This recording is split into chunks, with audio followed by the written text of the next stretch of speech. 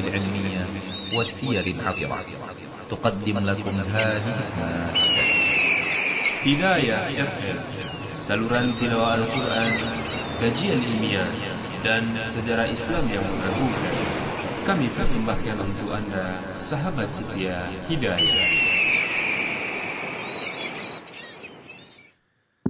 Bismillahirrahmanirrahim. Assalamualaikum warahmatullahi wabarakatuh. Alhamdulillahi rabbil alamin. Wassalatu wassalamu ala asrafil anbiya'i wal mursalin wa ala alihi wa ashabi rasulillahi ajma'in.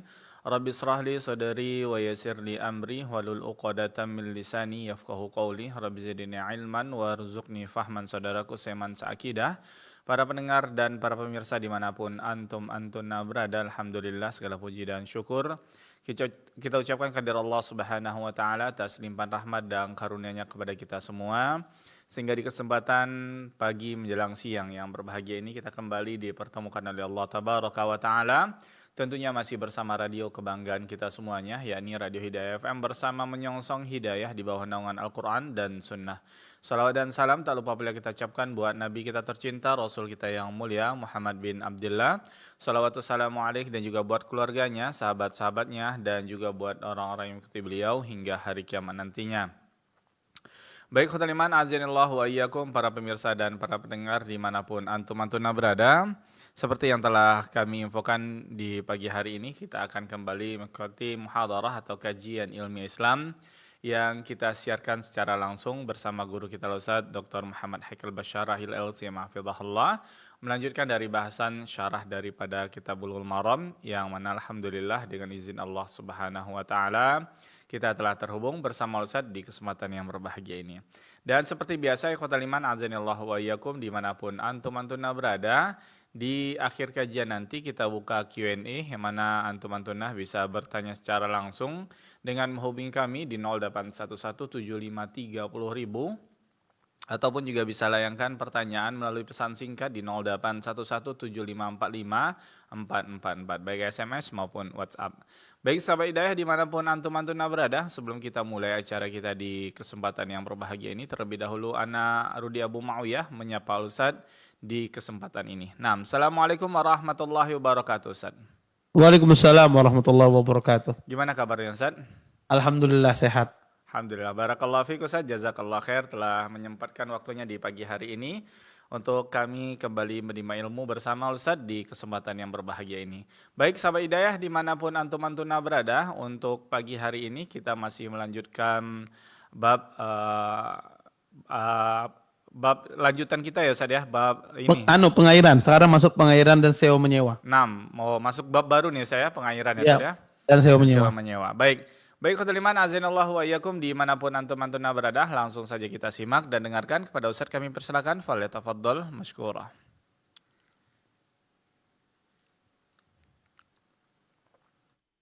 Assalamualaikum warahmatullahi wabarakatuh. Waalaikumsalam warahmatullahi wabarakatuh. Innal hamdalillah nahmaduhu wa nasta'inuhu wa nastaghfiruh wa na'udzu billahi min shururi anfusina wa min sayyiati a'malina. May yahdihillahu fala mudilla lahu wa may yudlil fala hadiya lahu.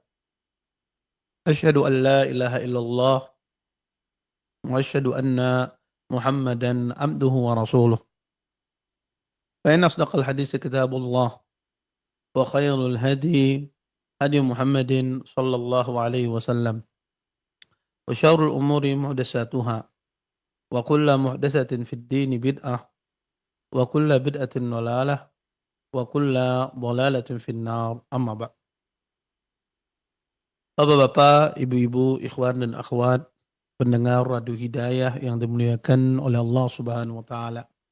Alhamdulillah, segala puji bagi Allah Subhanahu wa taala dengan limpahan nikmat yang begitu besar, di antaranya nikmat iman, nikmat Islam, nikmat kesehatan, sehingga kita semua diberikan kemudahan oleh Allah Subhanahu wa taala untuk bisa berhadir di majelis ilmu. Mudah-mudahan apa yang kita pelajari, apa yang kita tuntut pada pagi hari ini mendatangkan keberkahan dari Allah Subhanahu wa taala, dan kita semua bisa mengambil manfaat dari apa yang akan disampaikan nantinya. Bapak Ibu ikhwan dan akhwat yang dimuliakan oleh Allah Subhanahu wa taala, Kita lanjutkan kajian kita tentang syarah kitab Bulughul Maram. Kita masuk pada bab al-musaqah wal ijarah. Bab tentang perairan dan sewa menyewa. An Ibnu Umar radhiyallahu taala anhuma anna Rasulullah sallallahu alaihi wasallam amal ahla Khaybar بشطر ما يخرج منها من ثمر أو زرع متفق عليه وفي رواية لهما فسألوه أن يقرهم بها ألا أن يكفوا عملها ولهم نصف الثمر فقال لهم رسول الله صلى الله عليه وسلم نقركم بها على ذلك ما شئنا فقروا بها حتى أجلاهم عمر ولمسلم أن رسول الله صلى الله عليه وسلم دفع إلى يهود خيبر نخل خيبر وأرضها على أن يأتمنوها من أموالهم ولهم شطر ثمرها. Dari Ibnu Umar radhiyallahu taala anhuma bahwasanya Rasulullah sallallahu alaihi wasallam pernah bermuamalah dengan penduduk Khaybar dengan mengeluarkan setengah dari hasil buah atau tanaman. Muttafaqun alaih. Dalam riwayat Al-Bukhari dan Muslim yang lain disebutkan mereka meminta agar beliau membiarkan mereka tinggal di Khaybar dan agar mendapatkan kafaah imbalan dalam menggarapnya, yaitu setengah dari hasil buahnya untuk mereka. Rasulullah SAW pun bersabda, kami biarkan kalian tinggal dengan syarat tersebut hingga waktu yang kami tentukan. Kemudian mereka tinggal di Khaybar hingga Khalifah Umar mengusir mereka.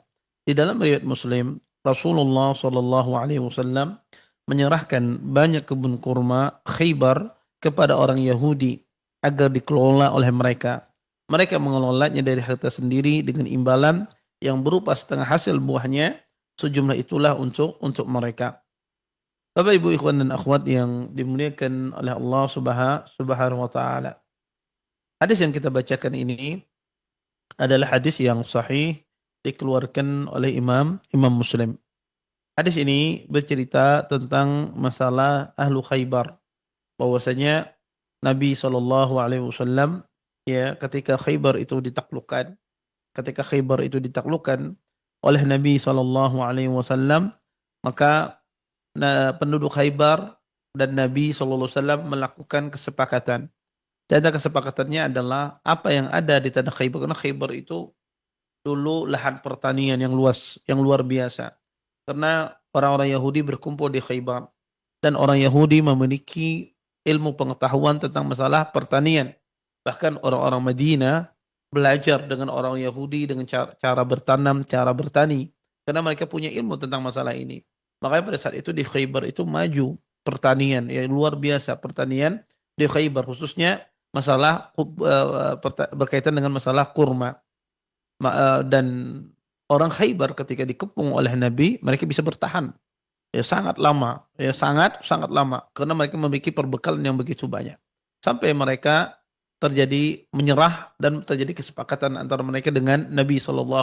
Nah, di antara kesepakatan yang disepakati adalah bahwasanya tanah ketika orang itu dikalahkan, ketika orang itu ditaklukkan, maka otomatis tanah mereka, harta benda mereka itu milik orang yang mengalahkan. Dalam hal ini Nabi SAW menguasai Khaybar. Maka tanah Khaybar itu adalah milik Nabi SAW. Tetapi orang-orang Yahudi mengatakan, wahai Rasulullah, kalau seandainya tanah Khaybar ini engkau kuasai, sedangkan di situ ada lahan pertanian, kalian tidak pandai mengelolanya. Kalian tidak bisa cara mengolah pertanian. Kemudian orang Yahudi memberikan penawaran. Bagaimana kalau sekiranya, wahai Rasulullah, Khaybar itu kami tetap kelola, yang telah kami bangun ini tetap kami kelola, maka kita bagi keuntungannya, separuh untuk kami dan separuh untuk engkau. Dan ini disepakati oleh Nabi SAW.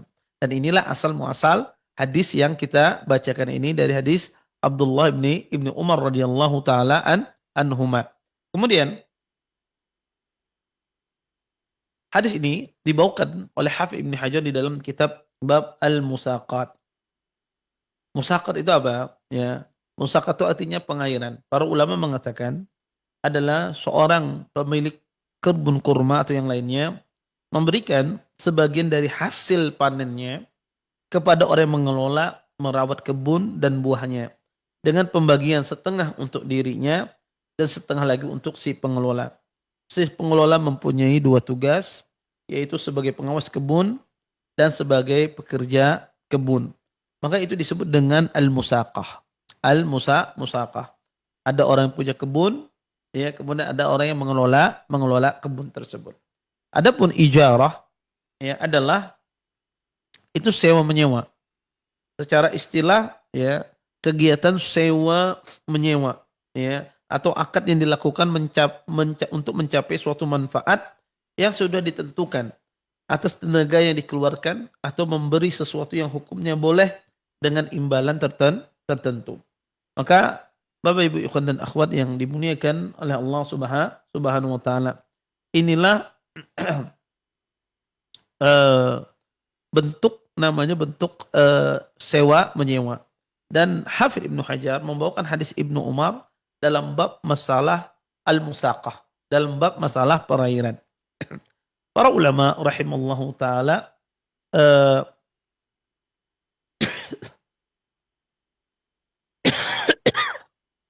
masalah musaqah ini, perairan ini, kata para ulama, bentuknya banyak. Ya, ada beberapa macam bentuk masalah musaqah ini. Pertama, ada masalah pengelola perairan tersebut adalah seseorang dia hanya mengelola buahnya saja. Kenapa? Karena pohonnya sudah ditanam, sudah dikelola pohonnya, tapi buahnya belum. Maka ada orang itu kerjasamanya dia sekedar mengelola buahnya saja. Yang kedua, seseorang mengelola pohon dengan buahnya. Ya, artinya pohonnya sudah ditanam, ya, tetapi belum dipelihara. Jadi dia kembangkan pohon tersebut dari kecil sampai dia besar, sampai dia berbuah. Yang pertama tadi pohonnya sudah besar, ya, kemudian tinggal dia memelihara agar muncul buahnya. Ada yang kedua adalah seseorang sudah nanam pohonnya tapi masih kecil. Kemudian datang orang yang mengelola, merawat sampai besar, sampai berbuah. Ini juga bagian dari musaqah. Dan ada musaqah itu dari awal sama sekali. Saya sekedar punya tanah saja, punya lahan, tapi saya belum menanam. Kemudian saya cari orang untuk menanam, kemudian merawat, mengelola sampai berbuah. Maka ini ada bentuk 3 jenis, ya, atau 3 macam jenis yang disebut oleh para ulama rahimallahu taala jenis musaqah, ya. Kemudian para ulama rahimallahu taala menjelaskan, ya, musaqah ini adalah akad yang lazim. Akad yang lazim. Maksudnya akad yang lazim ini, musaqah ini, ya, kata para ulama rahimallahu taala, dia kalau sudah berbuah, ya, musaqah ini akad lazim. Maka pemilik tanah tidak boleh membatalkan. Tidak boleh membatalkan. Tapi kalau dia belum berbuah, ini adalah akad jaiz. Akad yang boleh. Gimana maksudnya? Akad lazim dan akad jaiz ini. Maksudnya adalah kalau seandainya saya meng-hire orang. Saya bilang, saya punya tanah, ini pohonnya sudah ada, tinggal antum rawat. Nanti keuntungannya kita bagi 2. 50% untuk antum, 50% untuk saya. Saya bilang seperti itu kepada orang ini. Kata orang ini, oke, siap. Ternyata masih belum berbuah. Saya melihat, kayaknya nggak jadi dah, saya bisa aja lah ngerawat sendiri. Saya bilang, akhi afwan, akad yang kemarin saya batalkan. Ya, saya rasa saya bisa aja ngerawat sendiri. Maka ini sebenarnya akad jaiz. Boleh saya batalkan? Boleh, karena belum berbuah. Maka boleh saya batalkan. Kemudian dia kerja tadi, Ustaz, gimana? Maka dibayar, biasanya seperti ini, dibayar berapa kerjanya. Maka ditaksir berapa kerjanya. Yang kedua adalah saya meng-hire orang, saya bilang, akhi tolong rawat ini pohon saya, kebun saya, nanti keuntungannya kita bagi dua. Kata orang ini, oke siap. Kemudian dia rawat, kemudian sudah berbuah. Kemudian saya lihat, saya sendiri aja lah saya jalankan. Saya bilang, akhi cukup ya. Insya Allah saya bisa jalankan sendiri. Boleh tidak saya batalkan di sini? Tidak boleh. Kenapa? Ini akad lazim. Tidak bisa dibatalkan. Ya, kenapa? Ini sudah berbuah. Maka saya harus memenuhi apa? Perjanjian. Ya, perjanjian. Kemudian kata para ulama rahimallahu taala, ulama menyebutkan musaqah ini memiliki persyaratan. Persyaratannya apa?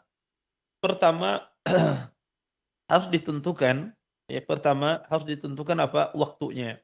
Berapa lama dia mengairi? Ya ditentukan waktunya. Berapa lama dia merawat? Yang kedua, harus ditentukan keuntungan yang dia dapatkan. Maka tidak boleh orang bilang, ini ada kebun saya, tolong antum rawat, ada keuntungan gampang nanti. Itu nggak boleh.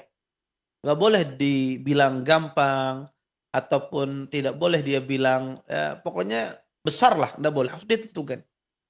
Harus ditentukan berapa keuntungan yang dia dapatkan.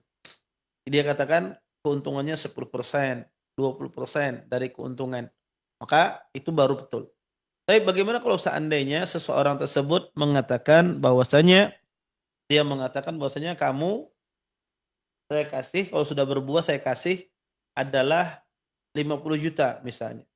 Maka itu tidak masuk dalam musaqah. Musaqah itu dia dikasih persentase dari keuntungan. Adapun kalau sudah berbuah saya kasih kamu 10 juta, itu namanya adalah orang yang kita beli jasanya.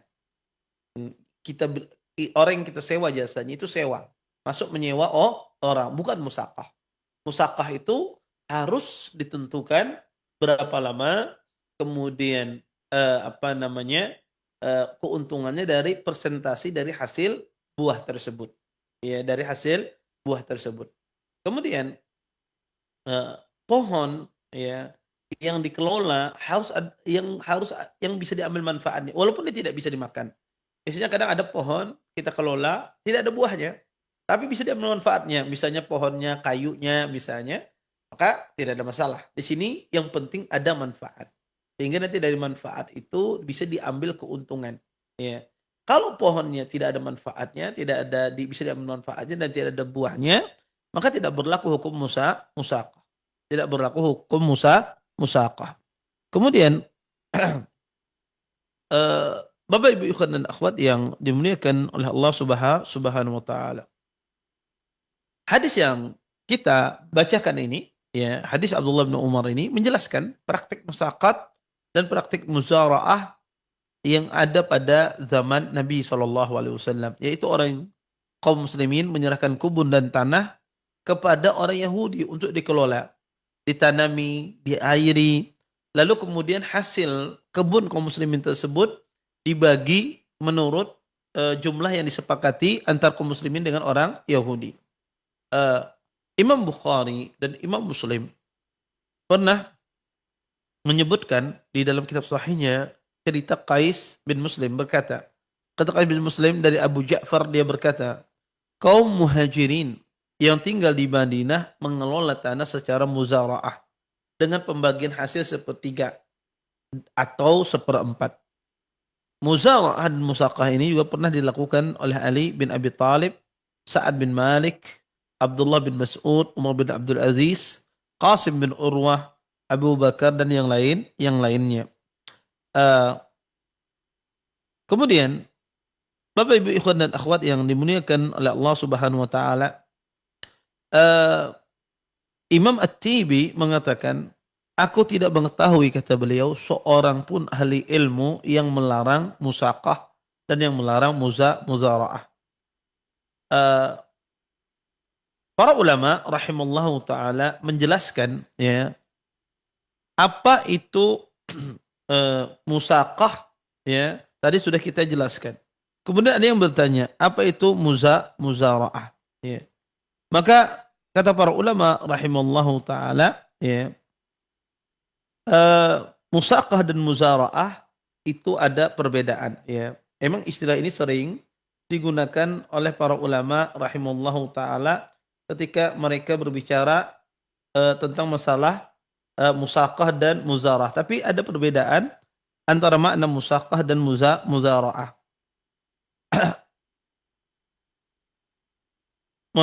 Kata para ulama rahimahullahu taala, muzara'ah adalah, kata para ulama rahimahullahu taala, akad ya yang satu orang, akad yang disepakati oleh dua orang, sesuatu yang keluar dari hasil tanaman tersebut maka dibagi tiga atau dibagi seperempat, ya, atau seseorang menyerahkan tanah, ya, kemudian untuk ditanami, keuntungannya bagi dua, ya. Jadi kalau musaqah, ya, musaqah itu tanah dan pohonnya dari yang punya tanah.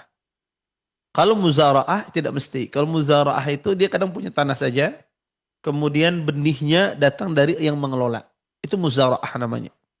Jadi kalau misalnya saya punya tanah, kemudian datang orang berkata kepada saya, "Ustadz, ini tanah Ustadz." Ya, kata saya, ini tanah saya. Bolehkah saya pakai tanah Ustadz, saya tanami tanah-tanah Ustadz ini, ya, saya tanami sawit atau saya tanami mangga misalnya, nanti keuntungannya bagi dua Ustadz. Dan saya yang kelola. Nah ini praktek ini disebut muzara'ah. Kenapa? Karena si yang pengelola ini datang dengan benihnya. Ya. Adapun musaqah tidak. Saya punya tanah, punya pohon, dikelola oleh orang. Ini musaqah. Adapun muzara'ah tidak. Saya punya tanah, kemudian datang dengan membawa benihnya, ya. Kemudian dia kelola, kemudian dia kasih keuntungan saya separuh. Ini disebut dengan muzara'ah. Bapak Ibu ikhwan dan akhwat yang dimuliakan oleh Allah Subhanahu wa taala. Kata para ulama rahimahullah taala, dalam praktik muzara'ah tidak disyaratkan benih itu harus berasal dari pemilik tanah. Sebagaimana disebutkan dalam hadis tadi, ya, Nabi SAW menyerahkan tanah kepada penduduk Khaybar tanpa memberi benihnya. Dan itulah yang bisa kita pahami dari mengelola harta sendiri, yaitu dengan modal mereka sendiri termasuk benihnya. Maka ini disebut dengan muzara'ah. Imam Ibnu Qayyim rahimahullahu taala berkata, kata beliau, kisah Khaybar di sini, kata beliau, merupakan dalil bolehnya praktek muzara'ah dengan imbalan bagi hasil dari tanah yang dikelola tersebut. Kata Imam Ibnu Qayyim, sungguh Nabi SAW mempekerjakan penduduk Khaybar dengan imbalan tersebut. Kesepakatan itu terus berlangsung hingga beliau wafat. Bahkan ia terus berlanjut sampai masa Khulafaur Rasyidin. Ini tidak masuk dalam bab sewa-menyewa, kata Ibnu Qayyim. Namun masuk ke dalam akad bekerja sama, mirip dengan akad mudharabah. Barang siapa yang membolehkan praktek mudharabah, lalu melarang praktek muzara'ah, berarti dia telah memisahkan dua perkara yang sama. Sebab Rasulullah SAW menyerahkan tanah kepada mereka agar dikelola dengan modal mereka sendiri. Beliau tidak memberikan benih kepada mereka. Hal ini menunjukkan bahwa sunnah beliau adalah tidak mensyaratkan benih harus dari sepemilik tanah. Boleh juga dari pihak pengelola. Ini lebih dekat analoginya dengan mudharabah. Tanah tersebut sama saja dengan modal dalam mudharabah dan benih sama dengan pengairan tanah. Selesai perkataan Imam Ibnu Qayyim rahimahullahu taala. Maka dari sini bisa kita pahami, wallahu a'lam, musaqat dan muzara'at itu adalah sesuatu yang diperbolehkan di dalam syariat kita. Sebagaimana Nabi pernah bermuamalah dengan orang Yahudi dengan praktek muzara'ah. Pertama, kita paham dulu makna muzara'ah dan makna musaqah. Tadi sudah kita jelaskan, musaqah itu dia menyerahkan tanah dan pohonnya, kemudian dikelola. Adapun muzara'ah hanya menyerahkan tanah, benihnya, pohonnya datang dari pihak pengelola. Kemudian, tadi juga kita sudah menyebutkan syarat-syaratnya. Syaratnya adalah kalau musaqah dan muzara'ah itu harus bisa diambil manfaat pohonnya. Entah itu buahnya, entah itu kayunya. Kalau tidak bisa diambil manfaat, maka tidak boleh. Kemudian harus ditentukan waktunya berapa lama perjanjian tersebut, kerjasama tersebut. Kemudian yang ketiga, keuntungannya harus diambil dari persentasi keuntungan. Ya, jadi keuntungan yang dihasilkan. Maka kalau ini terpenuhi, maka dia boleh musaqah dan muzara'ah. Kemudian ada beberapa faedah yang bisa kita ambil dari hadis yang mulia ini. Faedah yang pertama adalah kata para ulama rahimallahu taala, bolehnya seorang itu bermuamalah dengan orang Yahudi. Jadi kita ini boleh bermuamalah dengan orang Yahudi. Ya. Eh, para ulama rahimallahu taala mengatakan pada asalnya kita bermuamalah dengan orang kafir itu tidak mengapa. Nabi bermuamalah dengan orang Yahudi. Kadang Nabi menggadaikan baju perang beliau dengan orang Yahudi. Nabi pernah bermuamalah dengan Yahudi. Muamal dengan orang kafir itu tidak dilarang. Banyak orang tidak bisa membedakan antara muamalah dengan orang kafir dengan menolong orang kafir. Menolong orang kafir pada perkara agamanya itu haram, tidak boleh. Ya, menolong orang kafir pada perkara agama haram. Contoh misalnya, Anda disuruh misalnya Anda seorang pemborong misalnya, atau Anda seorang kontraktor, kemudian Anda disuruh untuk memborong atau membangunkan tempat ibadah orang kafir, boleh tidak? Tidak boleh. Ustaz, ini kan muamalah, bukan. Betul ini muamalah tapi bagian dari menolong orang kafir. Itu diharamkan. Adapun muamalah yang sifatnya tidak ada unsur tolong menolong pada agama mereka, maka itu diperbolehkan. Nabi pernah bermuamalah dengan orang kafir. Bukan berarti ketika seorang itu bermuamalah dengan orang kafir, dia cinta dengan orang kafir tersebut. Tidak. Tidak demikian. Jadi kalau kita bermuamalah dengan orang kafir, kita tidak berarti kita cinta sama mereka. Ya. Muamalah sesuatu yang lain, mencintai itu sesuatu yang lain. Maka muamalah dengan orang kafir itu boleh. Adapun menolong orang kafir pada agamanya, mencintai mereka, maka itu diharamkan, tidak dibolehkan di dalam syariat kita. Ini poin yang pertama. Dalam hadis ini menjelaskan bolehnya bermuamalah dengan orang di luar Islam. Kemudian yang kedua, ya, hadis ini juga menjelaskan kepada kita boleh kita itu memberikan amanah kepada orang kafir selama dia amanah tidak khianat. Kalau Anda mengamanahkan kepada orang kafir lakukan ini boleh tidak? Boleh. Ya. Jadi memberikan amanah kepada orang kafir itu tidak dilarang. Walaupun kalau seandainya ada orang muslim bisa, maka muslim tentu didahulukan. Ya, muslim didahulukan. Ya. Tetapi kalau kondisinya tidak ada orang muslim ya yang bisa mengerjakan pekerjaan ini kecuali orang kafir tersebut, maka boleh kita memberikan amanah tersebut. Kemudian yang ketiga, kenapa orang Yahudi diusir pada zaman Umar, maka orang Yahudi dikeluarkan dari Jazirah Arab. Karena di akhir hayat Nabi SAW, Nabi pernah bersabda, kata Nabi SAW, la yajtami bi jaziratil Arab dinan. Kata Nabi SAW, tidak berkumpul di negeri Arab itu dua agama. Tidak boleh dalam negeri Arab itu ada dua agama. Di Jazirah Arab tidak boleh ada dua agama. Maka ini berada di akhir hayat Nabi. Jadi dulu orang Yahudi dan kaum muslimin itu berdampingan hidupnya. Ya, bahkan tadi kita jelaskan orang Madinah itu belajar pertanian dari orang Yahudi. Maka dulu orang Yahudi berdampingan dengan orang Madinah hidupnya. Di akhir hayat Nabi SAW pernah bersabda bahwasanya tidak boleh berkumpul dua agama di Jazirah Arab. Maka pada masa Umar, orang Yahudi pun diusir, dikeluarkan dari Jazirah Arab. Ya. Kecuali yang mereka beragama Islam. Ya. Maka itu akhir pada masa Umar, tidak ada lagi orang Yahudi berada di kota Madinah yang tidak beragama Islam. Ya. Karena Nabi mengatakan tidak boleh berkumpul dua agama di Jazirah Arab, dan Yahudi agama tersendiri, bukan agama Islam. Kemudian di dalam hadis yang mulia ini, ya, seseorang tidak boleh membatalkan akad musaqah dan akad muzara'ah kalau sudah nampak hasil. Kalau sudah nampak hasil seperti muncul buahnya, maka tidak boleh lagi dibatalkan. Maka ini menjadi akad yang lazim, akad yang harus dilaksanakan, bukan akad jaiz yang boleh dibatalkan kapan saja. Ya. Kemudian Bapak Ibu ikhwan dan akhwat yang dimuliakan oleh Allah Subhanahu wa taala, di antara hal yang terpenting ya, masalah ini adalah musaqah dan muzara'ah bukan dia bagian dari akad sewa menyewa, ya. Tetapi dia lebih mirip pada akad mudharabah. Jadi musaqah dan musara'ah dia bukan akad sewa menyewa. Tapi dia lebih mirip dengan akad mudharabah karena banyak orang menganggap keuntungan itu sebagai upahnya, bukan upah. Jadi kalau upah itu sudah ditentukan nominalnya. Kamu dapat 10 juta sekian. Tapi kalau musaqah musara'ah ditentukan presentasinya tapi belum tentu angkanya sama. Contoh misalnya kita dapat 10% dari keuntungan. Bisa jadi bulan ini keuntungannya 10 juta, dia dapat ya 1 juta. Bisa jadi bulan berikutnya keuntungannya 20 juta, dia dapat 2 juta. Fluktuatif.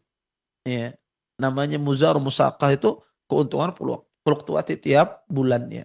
Berbeda dengan sewa menyewa, ya, maka sewa menyewa itu jelas keuntungannya tidak berubah, tetap setiap bulannya.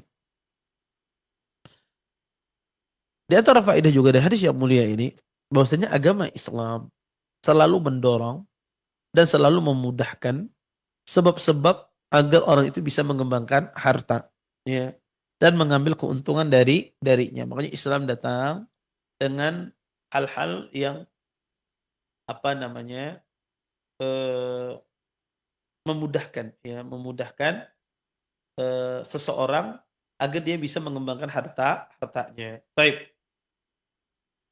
kita lanjutkan hadis berikutnya.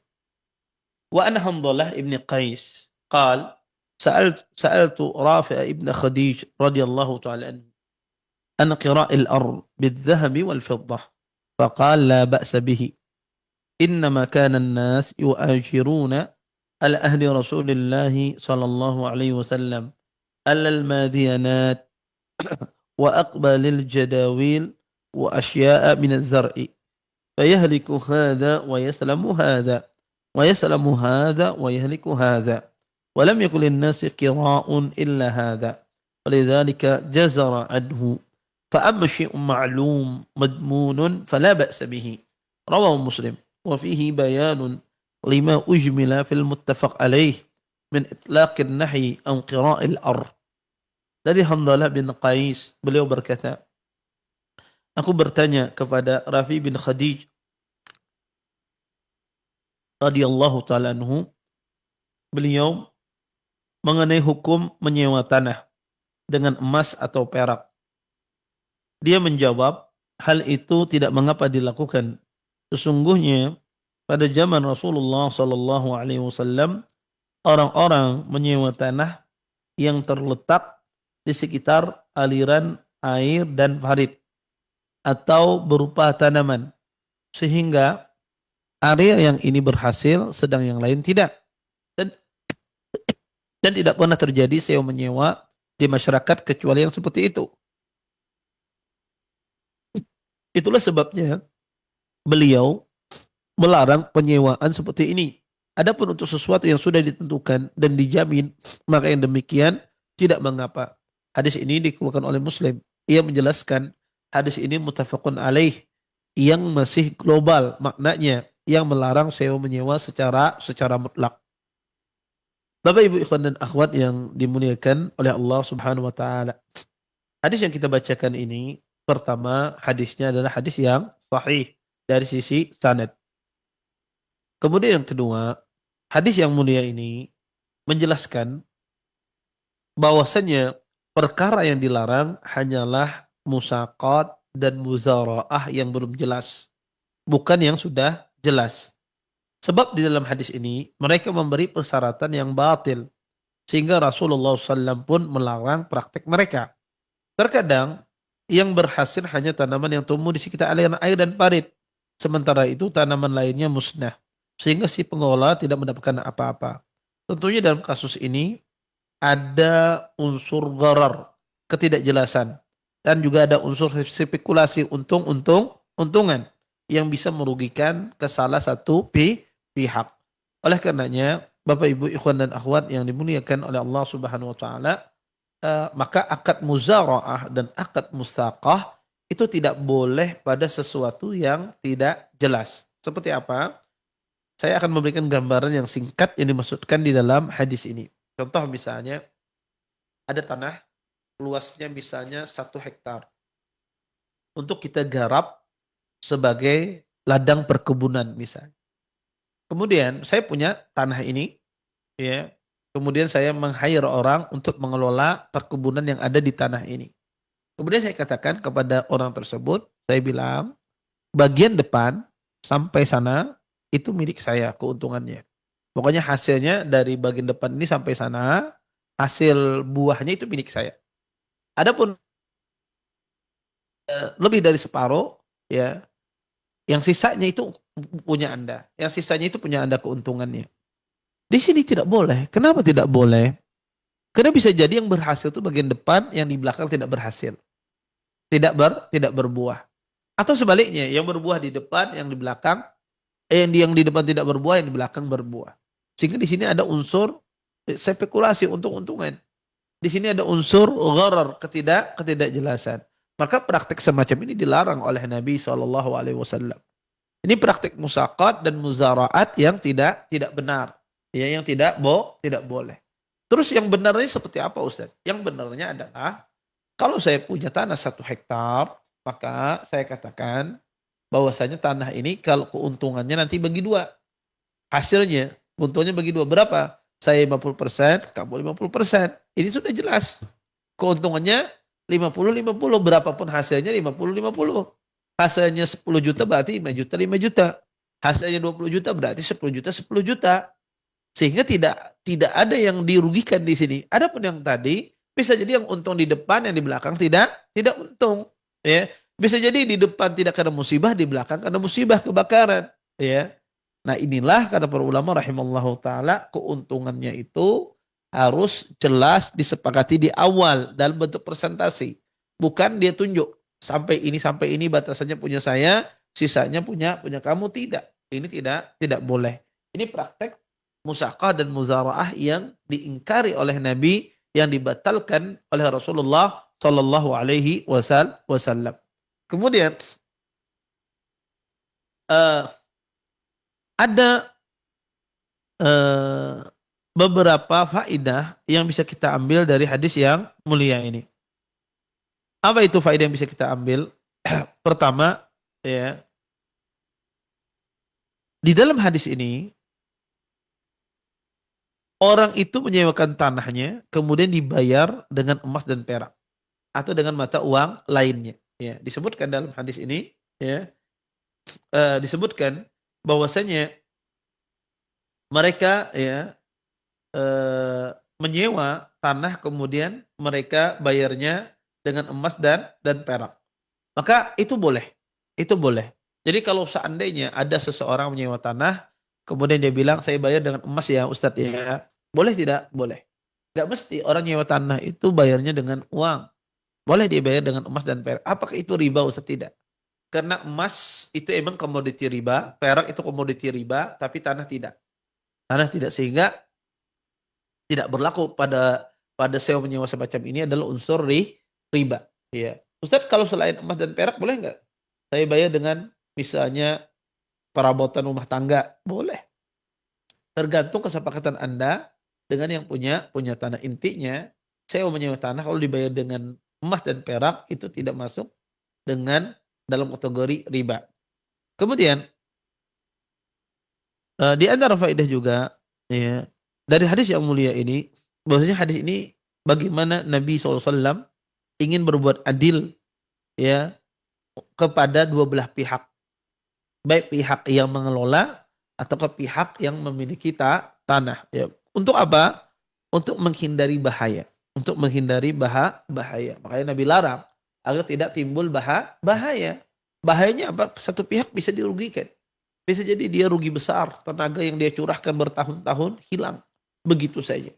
Ya, sedangkan yang dikelola mendapatkan keuntungan sebanyak-banyaknya. Maka Nabi SAW datang yang mengatur masalah musaqah dan muzaraah agar terhindar kaum muslimin dari bahaya, ya, dari kesalahan praktek jual beli. Kemudian di dalam Islam juga menjelaskan bahwasanya syarat yang batil maka tidak boleh dilaksanakan. Syarat yang batil tidak boleh dilaksanakan.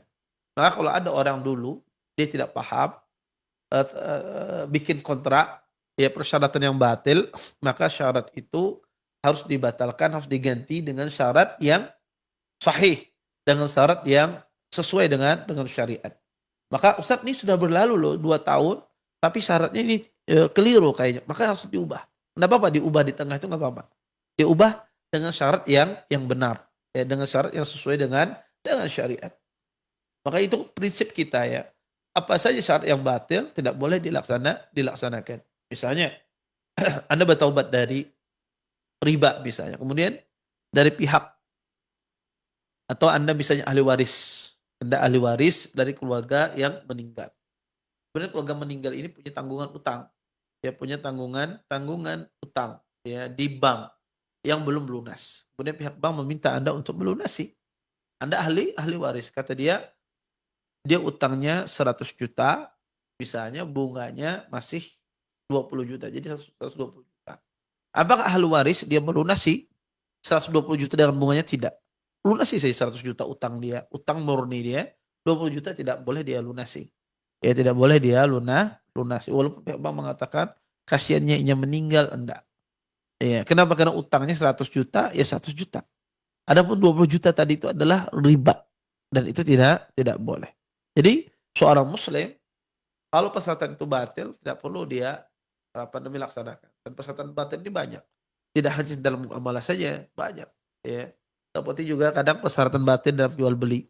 Seperti apa misalnya? Ketika kita beli pada seseorang misalnya HP, kemudian dia berkata enggak boleh dijual ke orang lain misalnya. Dia bilang, kamu beli HP saya dengan syarat tidak boleh kamu jual HP ini ke orang lain. Ya. Maka ini persyaratan yang batil. Kenapa? Tidak perlu ditaati. Karena kalau kita membeli sesuatu, hak kita untuk menjual. Ya, hak kita untuk menjual itu sudah jadi milik kita. Maka persyaratan yang batil tidak boleh dilaksanakan.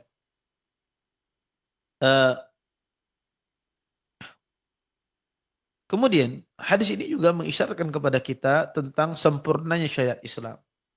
Maka syariat Islam ini sangat sempurna mengatur kehidupan manusia dalam segala hal. Dari masalah yang terkecil sampai masalah terbesar, syariat Islam datang mengatur ya muamalah manusia, mengatur kehidupan manusia, termasuk di dalam masalah musaqat dan muzaraah, dan juga termasuk dalam masalah sewa menyewakan tanah. Wallahu a'lam. Baik.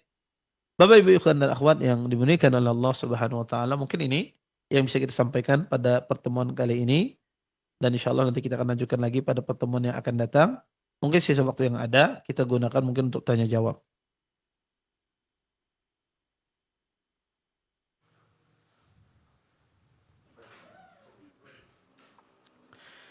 Nah, demikian ikhwatal iman azanillah wa iyyakum, para pemirsa dan para pendengar yang semoga senantiasa dirahmati dan diberkahi oleh Allah tabaraka wa taala. Demikian telah kita simak bersama pemaparan materi yang telah disampaikan oleh Ustadz di kesempatan yang berbahagia ini.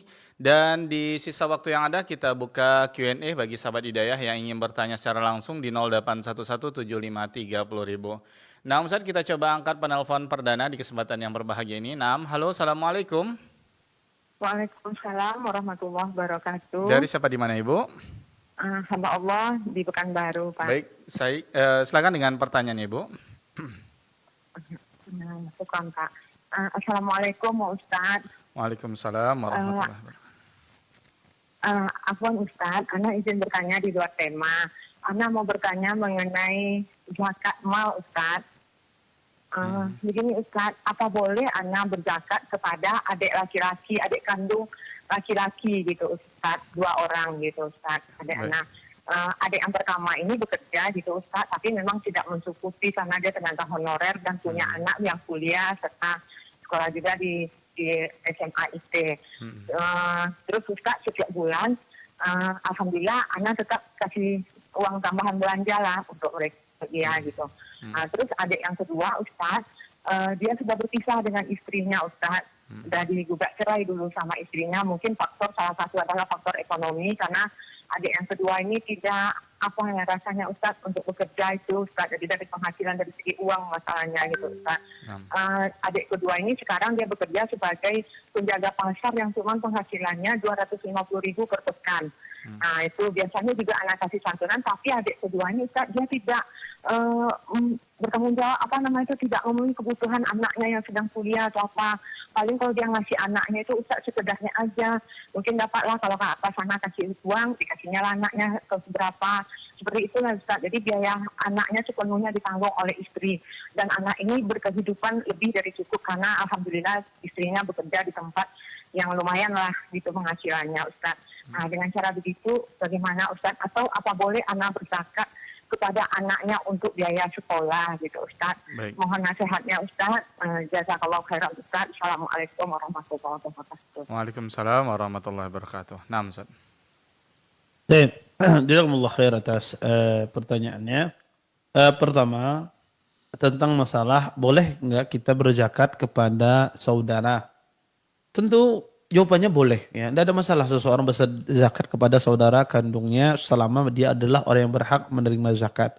Seperti misalnya tadi kebutuhan pokoknya tidak terpenuhi, maka boleh dia menerima zakat kita. Dan itu yang terbaik.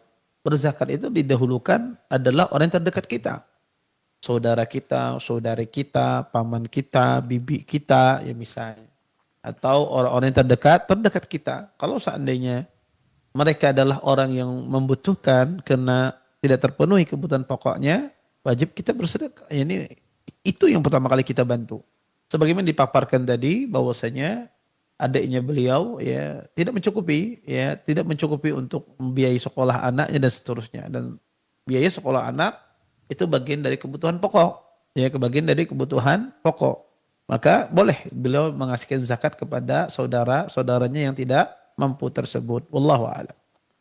Nah, terima kasih jawaban dan nasihat dari Ustaz. Mudah-mudahan dapat dipahami oleh Ibu hamba Allah yang berada di Kota Pekanbaru yang bertanya di kesempatan yang berbahagia ini. Baik, berikutnya kami undang Anda kembali, Ikhwatal Iman yang ingin bertanya secara langsung di kesempatan yang berbahagia ini, silakan hubungi kami di 08117530.000. Baik Ustaz, kita coba angkat penelpon kembali. Naam, halo, assalamualaikum. Naam, dari siapa di mana Ibu? Ya, Pekanbaru. Baik Ibu, silakan dengan pertanyaannya. Saya mendengar Ustadz, pernah mendengar soalnya mendoa Ustadz, mendoa sedang sholat. Kan kita biasanya di dalam sujud ada Ustadz. Katanya boleh di dalam ruku Ustadz. Gimana Ustadz? Doa dalam ruku bagaimana ya Ibu ya? Baik. Katanya boleh di dalam ruku berdoa. Baik. Sama dengan waktu sujud. Gitu. Ya. Terima kasih Ustaz. Baik Bu. Assalamualaikum warahmatullahi wabarakatuh. Waalaikumsalam warahmatullahi wabarakatuh. Nah, Ustaz. Waalaikumsalam warahmatullahi wabarakatuh. Nah, beliau menanyakan boleh nggak berdoa di waktu ruku? Padahal selama ini kita tahu berdoa itu hanya di waktu sujud. Jawabannya boleh seorang berdoa di waktu ruku. Karena Nabi SAW mengatakan, wa amma fir ruku fa'adzimu fihi rabb. Kata Nabi, adapun di waktu ruku, maka agungkanlah Allah. Maka hadis ini tidak melarang seseorang itu berdoa. Tetapi di waktu ruku itu agungkanlah Allah. Adapun berdoa silahkan, boleh. Jadi tidak ada pelarangan. Tetapi kalau kita bertanya, mana yang paling abdal berdoa di waktu ruku apa di waktu sujud? Di waktu sujud tentu lebih abdal ketika seorang itu berdoa. Tapi kalau dia berdoa di waktu ruku itu baik. Ya, apalagi misalnya rukunya panjang, ya. Kemudian dia ingin berdoa, maka itu baik. Ya, tapi kalau dia suruh memilih antara ruku dengan sujud, tentu sujud yang lebih abdal berdoa. Tapi kalau bisa dikerjakan kedua-duanya, di ruku dia berdoa, di waktu sujud dia berdoa, maka lakukan kedua-duanya. Karena sebetulnya tidak ada larangan berdoa di waktu ruku. Tapi Nabi hanya mengatakan, kata Nabi di waktu ruku itu ada pengagungan Allah. Jangan sampai tidak mengagungkan Allah. Adapun berdoa silahkan. Ya, maka doa di waktu ruku ya ada, tetapi tidak ditekankan seperti penekanan doa di waktu sujud. Di waktu sujud ditekankan berdoa. Adapun di ruku tidak ditekankan. Cuma itu saja. Allahu a'lam. Nah, jazakallah khair jawaban dari Ustaz. Mudah-mudahan dapat dipahami oleh Ibu yang bertanya di kesempatan yang berbahagia ini.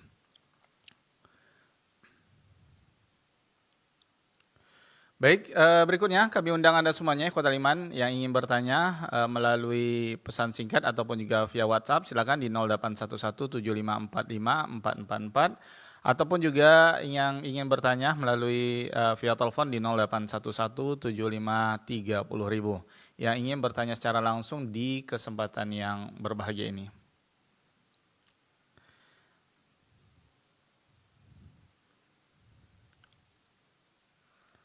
Baik Ustaz, kita coba angkat pertanyaan dari pesan singkat. Ya, Bismillah, Assalamualaikum warahmatullahi wabarakatuh Ustaz. Waalaikumsalam warahmatullahi wabarakatuh. Afwan Ustaz, pertanyaan di luar tema. Ustaz, kalau orang yang berzina harus dilakukan pernikahan karena ingin menutupi malu dari manusia, setelah melahirkan anak, apakah harus dinikahkan kembali Ustaz? Mohon nasihatnya Ustaz, jazakumullah khairan. Naam Ustaz. Ya, jazakillah khairan atas pertanyaannya. Pertama, nikah di waktu hamil itu tidak boleh.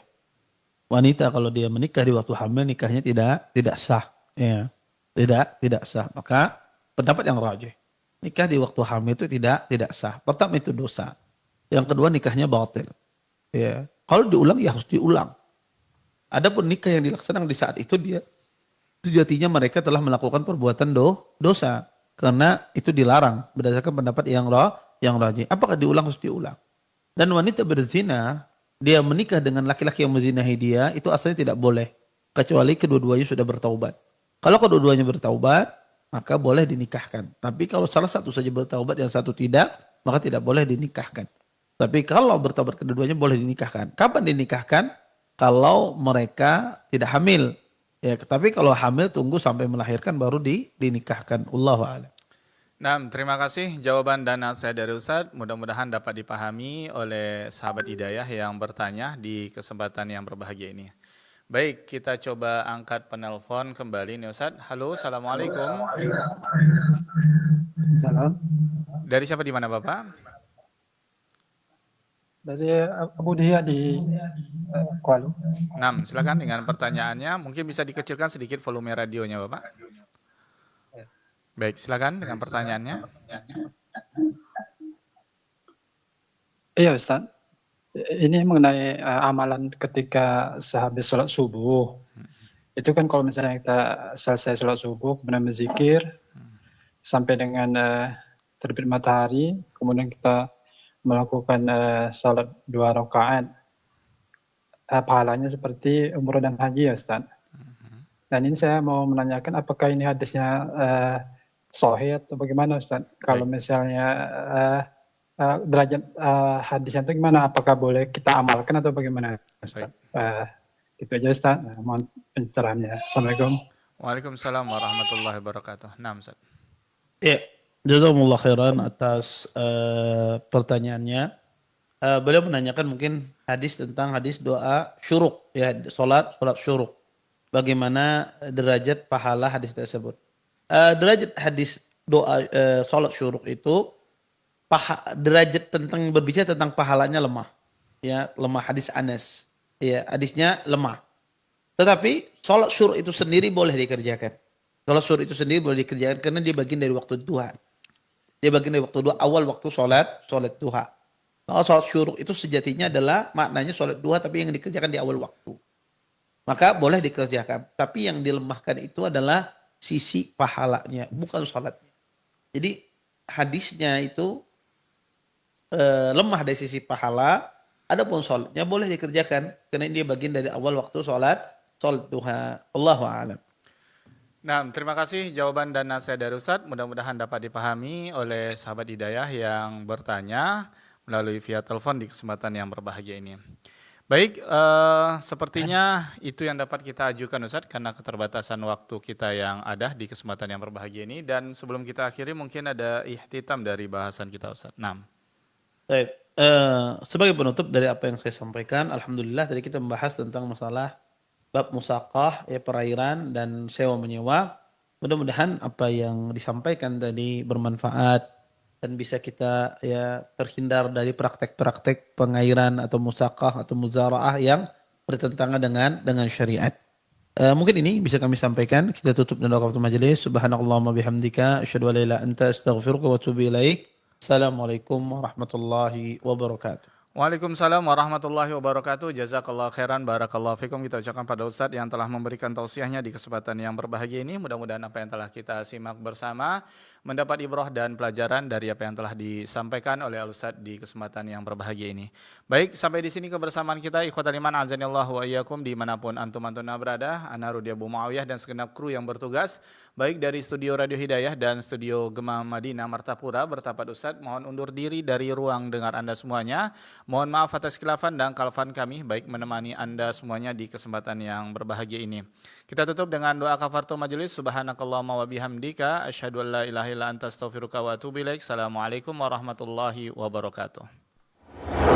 أعوذ بالله من الشيطان الرجيم